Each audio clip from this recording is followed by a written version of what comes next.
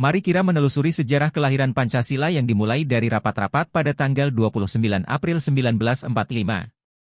Rapat-rapat ini diadakan oleh BUPKI untuk menggali berbagai aspek penting yang diperlukan dalam pembentukan negara Indonesia, mulai dari politik hingga ekonomi.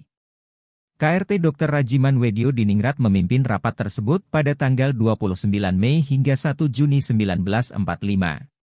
Di sidang pertamanya, sejumlah tokoh kunci seperti Muhammad Yamin, Soepomo, dan Soekarno menyampaikan pidato-pidato mereka tentang pembentukan asas-asas dasar negara. Muhammad Yamin pada tanggal 29 Mei 1945 menyampaikan asas-asas dasar negara termasuk perikebangsaan, perimanusiaan, periketuhanan, perikerakyatan, dan kesejahteraan rakyat. Sementara itu, Soepomo mengusulkan dasar negara Indonesia merdeka yang mencakup persatuan, keluargaan, mufakat, demokrasi musyawarah, dan keadilan sosial. Kemudian, pada tanggal 1 Juni 1945, Soekarno memperkenalkan 5 sila, yaitu kebangsaan, internasionalisme atau perikemanusiaan, mufakat atau demokrasi, kesejahteraan sosial, dan ketuhanan yang Maha Esa. Inilah momen penting pertama kali Pancasila diperkenalkan. Soekarno mengusulkan nama Pancasila setelah mendapat saran dari seorang teman yang ahli bahasa, di mana kata sila artinya asas atau dasar. Soekarno menjelaskan bahwa Pancasila adalah dasar yang membakar semangatnya selama bertahun-tahun. BUPKI kemudian membentuk Panitia 9 untuk merumuskan Pancasila lebih rinci dan menyusun Undang-Undang Dasar 1945.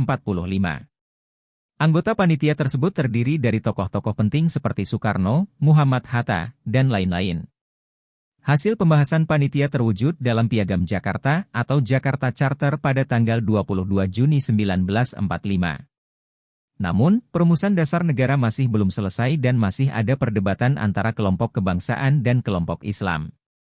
Setelah melalui berbagai kompromi, pada tanggal 18 Agustus 1945, Muhammad Hatta menyebutkan rumusan final pembukaan Undang-Undang Dasar Negara yang salah satunya adalah perubahan kalimat pada dasar negara menjadi hanya negara berdasarkan ketuhanan yang Maha Esa.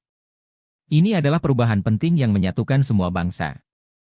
Perubahan ini dianggap sebagai rumusan final dasar negara yang dikenal sebagai Pancasila. Pancasila kemudian dinyatakan sebagai dasar negara Indonesia dalam sidang BUPKI dan disetujui untuk dimasukkan dalam Mukadimah Undang-Undang Dasar 1945 sebagai dasar negara Indonesia yang sah.